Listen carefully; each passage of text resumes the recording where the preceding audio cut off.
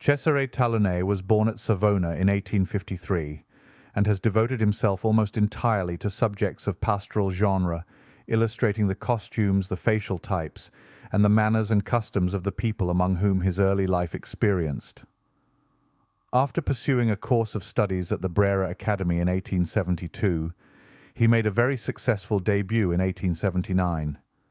He won the triennial shared schools of painting competition at the Brera Exhibition in 1879, with a historical subject and a portrait.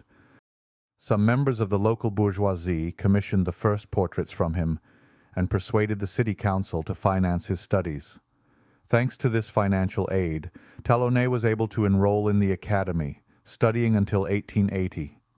His talent was obvious from his very first works, and was recognized by Francesco Hayez, who allowed him the use of his personal studio near the academy, and who was an active participant in the lively artistic cultural milieu in Milan, and a member of the Familia Artistica since its foundation by Vespasiano Bignami. In his professional career following atelier studies, the artist begins to make his mark. Tallone often spent time in Rome with compatriot artists Antonio Mancini and Francesco Paolo Michetti. Both Mancini and Michetti would be major factors in the naturalist movement in Italy, to where their unusual but brilliant painterly approach and experiments in pictorial expression would be the envy of many artists. In fact, John Singer Sargent would declare Mancini to be among the finest painters of the brush, describing him as the best living painter. One can see the energetic tight group of these painters could feed off each other's independent spirit into the very essence of painting. Tallone no doubt could thrive in such a creative atmosphere, and by 1885, at 32 years old, he was appointed instructor of painting at the Carrara Academy in Bergamo, a position which he also held at the Brera School from 1899. Tallone often painted together with his students, as was widely known, especially by his favorite pupil, Pelizza da Volpedo, who wrote down Tallone's every word during the lessons, having not been satisfied with his achieved preparation from ateliers at Rome. And later in Florence he went to Bergamo. There, at the Accademia Carrara, he attended private courses of Tallone.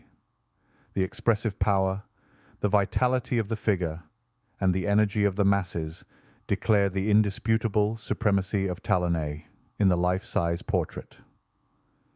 Implemented in sight-size figurative painting and the nude, Tallone also wanted to show his students, in his special school set up like a Renaissance workshop, how to tackle the portrait, exclaiming, "One had to know how to reproduce the figure in its original dimensions."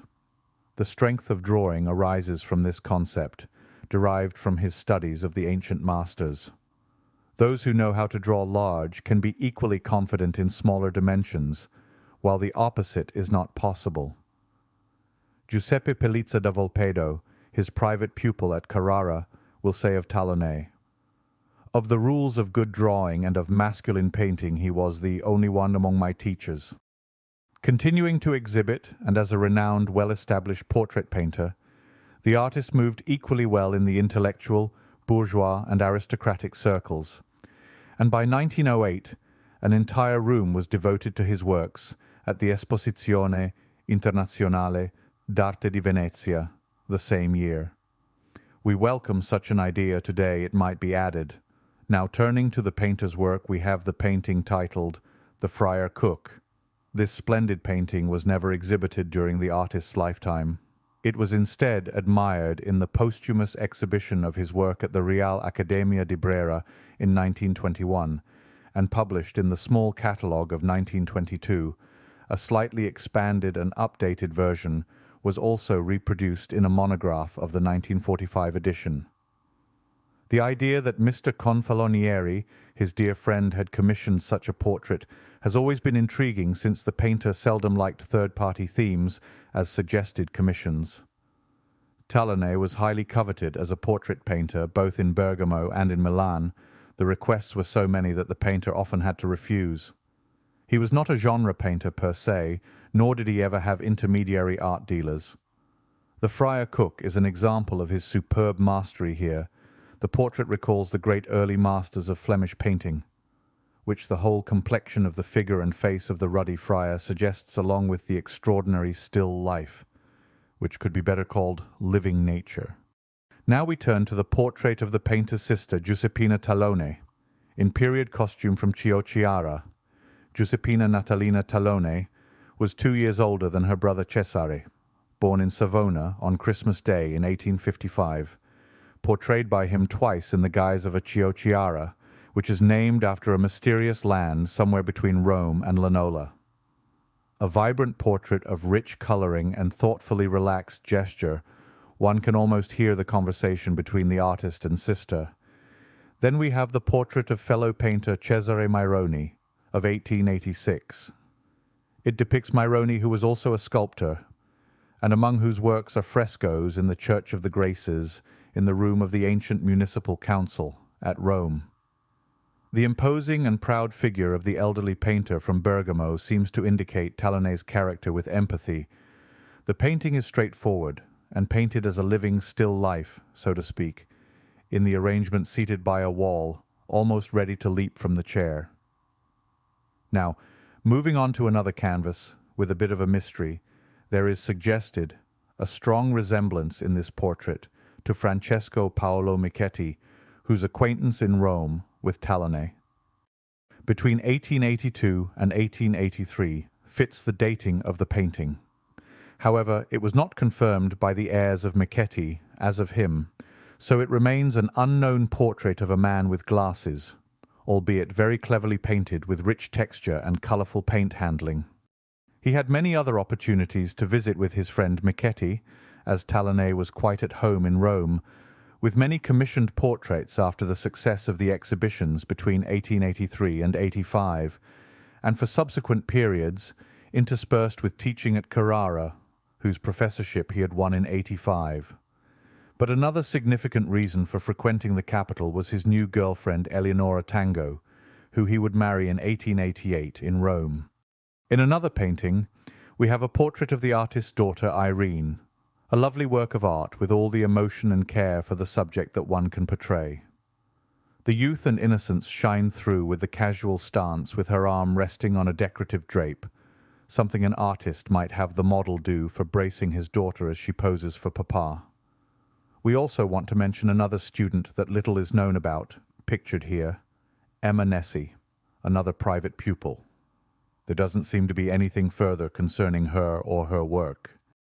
The all-important relationships between artists and their teachers and the years of study can be demonstrated in the artist's own words, as we know that Francesco Hayez lent his own studio at the Academy to the young painter for the execution of the enormous painting titled A Victory of Christianity in the Times of Alaric, that he would undertake at the end of his studies. Measuring some 10 by 17 feet, it is remembered in a letter as follows: "Since the moment I began my great historical painting now in Rome, I had then completed my studies in the Academy, where afterward, in the premises of the same, thanks to the kind favour granted to me by the late Professor Hayez, I began to paint the painting, spending about 3 years on it all together with several other works. Unfortunately, it was destroyed by bombing in 1943. But the early confidence shown for his talent and the artist's high regard for his teacher remained dear to him." Carlo Ferrari was an artist who was painted in a more dramatic and itinerant type of portrait. Its appeal is that of a bohemian with dramatic soft lighting flowing over the features to reveal his identity. Not unlike Rembrandt's self-portraits that have a good deal of mystery over the sitter's look and expression.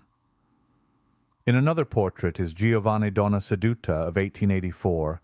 When Tallone was just 28 years old, the sitter is painted in a more polished fashion, with the features rendered very carefully and adorned with a lavish white neck scarf that bellows out to give modest action to the pose that might otherwise be a bit more matter-of-fact and subdued. In the following are portraits that he painted, some of whom are family, and others can be classified as grand manner pictures for the artistic-minded audience, that have more flair and an air of mystery that appeals to the trained eye, decidedly different and designed to demonstrate certain drawing skills with flair and freedom in the arabesque, if you will. In looking over the work of the Italian masters of the 19th century as we have examined in this presentation, we find Signore Tallone as a most interesting character. His long devotion to portraiture and dedication to teaching have enriched the lives of art lovers everywhere. Along with his compatriots of the school and style of homegrown naturalism, the newer generations can see the heights they have reached. Nothing replaces nature, and to be able to stand before a canvas and fill it with the treasures the eye sees is without question a world of wonder and excitement. Finally, we hope you have enjoyed this brief look into the art of Cesare Tallone. It is hoped better reproductions of his work will emerge for all the world to enjoy. With that, we look forward to reviewing many more great talents of painting in future presentations, and thank you to our subscribers. And, as a final word, our new e-book collection link is below. We post new editions regularly, meant to inspire and encourage your studio practice, and to get you better acquainted with the masters who face similar challenges and how they triumphed over them. So just click the link below, and thank you.